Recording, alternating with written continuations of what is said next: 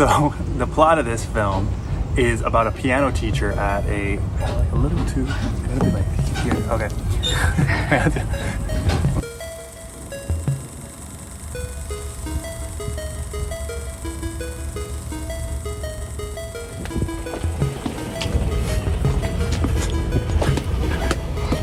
Hey everybody, my name is Nick. I'm a director and editor living in Taiwan, traveling through Korea.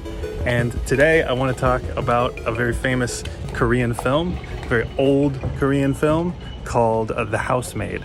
And this film is really interesting and unique because supposedly it was the inspiration or one of the influences for the movie Parasite. So the plot of this film is about a piano teacher at a woman's factory who, in order to make money to afford his new home and the new maid that he needs to help his wife take care of this new home, ends up taking on a tutor. So the maid and this student begin having romantic designs on this piano teacher, and they both start trying to seduce him. And the maid has a little bit more in mind than that. When the piano teacher gives into temptation with the maid and starts sleeping with her, the maid ends up using this as blackmail against this piano teacher, and as such starts to control his household. So with this plot, it's kind of easy to see the Parasite connection, but it also is connected in the themes that are explored and the way that the movie explores them. So this movie is talking about sexism, classism, and it does so in a way that shows the victims as villains. And so the film is looking at this person, this maid, through the eyes of the oppressor. And actually the film takes a position of showing how the villains, the real villains, the piano teacher and his wife, who are exploiting this maid, are kind of playing victim, when in reality they're the ones that are trying to control her and doing a lot of just oppressive things to her. It's very interesting because the way that a lot of people think about their situation, they always think they're the good guy. And as we watch this film through the eyes of this family, we can feel like we're on their side, but slowly we start to realize that these are not great people. And this reminds me a lot of the way Parasite presents the rich family who's being taken advantage of by these poor people, but in reality it's a little bit more ambiguous who's good and who's bad. A really good example of this in the movie The Housemaid is the way the mother tries to get the maid out of her life. She does so by convincing her to throw herself down the stairs to abort a baby, and she does this convincing by telling her that nobody loves her and nobody will love her, and oh, it's so sad that you're so pathetic. It's a very manipulative and gross thing that she's doing, but the mother is played as this poor, unfortunate woman who needs to save her family. It's kind of mocking us, the audience, and mocking the way that we view these kind of relationships, the way we view patriarchy, the way we view class struggles, the way we view exploitation of people in a work environment.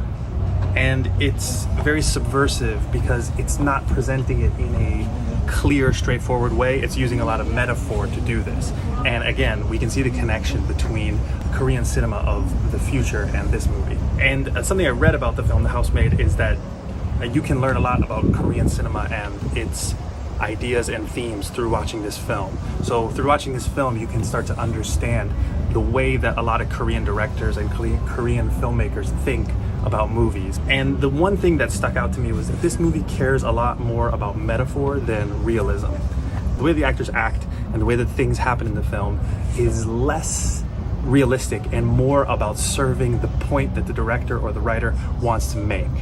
So people act in ways where you think, I don't know if people would really do that, but I think to the Korean filmmaker, this isn't that important. They don't care if this is a realistic action. They care more that this is serving the point or the theme that they're trying to get across.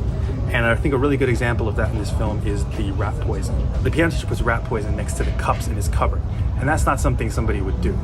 But as a metaphor, it's very interesting because it's a metaphor of something dangerous placed in your home, in a place that is obviously going to be used in a bad way. It's also a very well-known thematic device throughout literature and plays and cinema to introduce something dangerous that you're always wondering when they're going to use it, and they do that with the rat poison. So I don't think it matters so much to the filmmaker that it's pretty weird that you put rat poison right next to your drinking water cups. I don't think anybody would do that. He doesn't care. He cares that this metaphor of this rat poison is conveyed to the audience. And you see this kind of thing, I think, in a lot of Korean cinema. It's something that I didn't really understand until now, which is why I think it's great to watch these old movies, because you can really start to understand the way people in other countries and the way other types of cinema think about films and think about the things that they're creating. There's something very cinematic about this idea, about not caring so much about realism and serving your themes and your metaphors above all else. I think that that's an interesting idea and one that is worth exploring in movies, but I did find it a little bit frustrating in this film sometimes, in some of the choices that the actors were making and some of the things that were happening in the story. It is a little frustrating as an audience member to be like, would anybody really do that? It's a persistent thought that comes into your mind. But it is an interesting tactic because it allows you to really think about the thing that's happening, like the rat poison really sticks out because it's next to the cups. The more that I watch it, and especially the way that it was used in this film, the more that I kind of appreciate it. There is extremely unique acting from the maid, Lee Sung-sin. I mean, it's one of the best performances in this film, and it's one of the best performances I've seen in a 60s film, because if you watch a lot of old 60s movies, it has this kind of weird type of acting. It's definitely a different style, but her style is different than anything I've ever seen.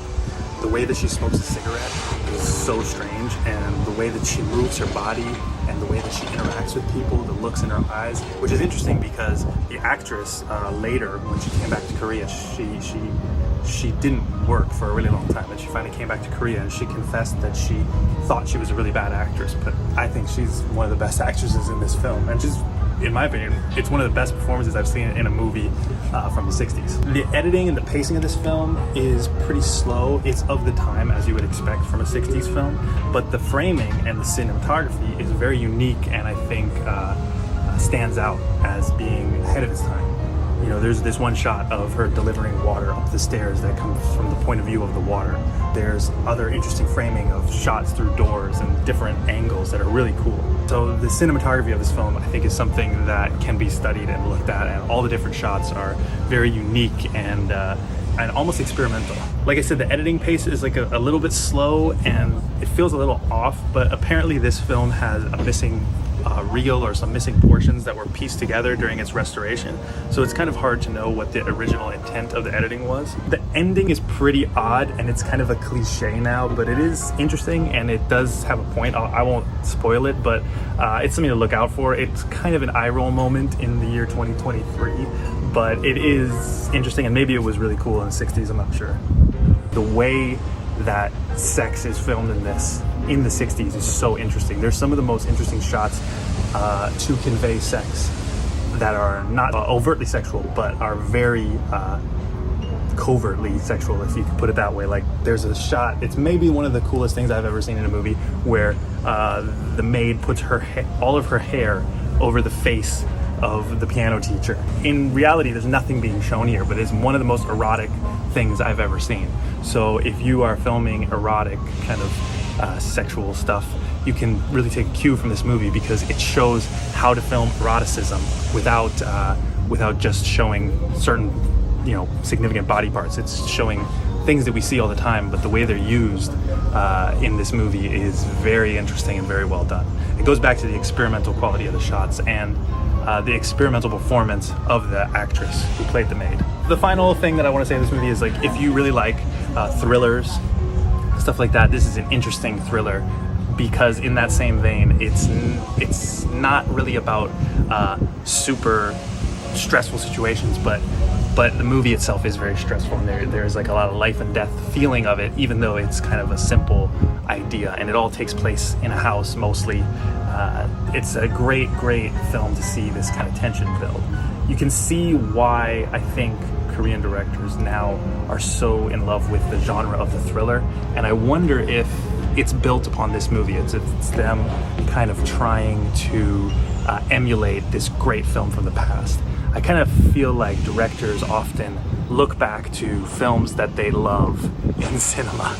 And are you okay? You need to take a break? I think that it's interesting to think about films from different countries in that way. I wonder if people are kind of remaking their classic films. I think that happens a little bit in Taiwan with the films that directors decide to make, they're often trying to emulate the great films of the past, and I think you see that in Korea with these thrillers that are coming up. I'll be honest, if you watch some of my older reviews, you know that the thriller that I've seen, such as I Saw the Devil, are not some of my favorite films, but I did enjoy Parasite, and I think this movie is really fantastic and maybe helped me grow a new appreciation for this genre, especially when you start thinking about things as metaphor and not being literal. It adds a complexity to the films that I think is really worth considering when you watch them. It makes you think more that they're not about just what they're showing you. There's another layer underneath them that you could think about, that maybe the intention of the director is the opposite of what they're explicitly saying to you, which I think is definitely the case with this movie. So let me know what you think. What's your favorite Korean thriller? If you love movies like Parasite and that, you know, things that are popular right now, you definitely will want to check this out, so I recommend. Alright, so that's the review of The Housemaid. Remember to do the things that you're supposed to do on YouTube, like, share, subscribe, tell your friends, leave a comment, let me know what movie you want to review next, especially if it's a Korean film, because I'm in Korea and I want to watch more Korean films. So what's your favorite Korean movie? See you guys next time. Bye-bye.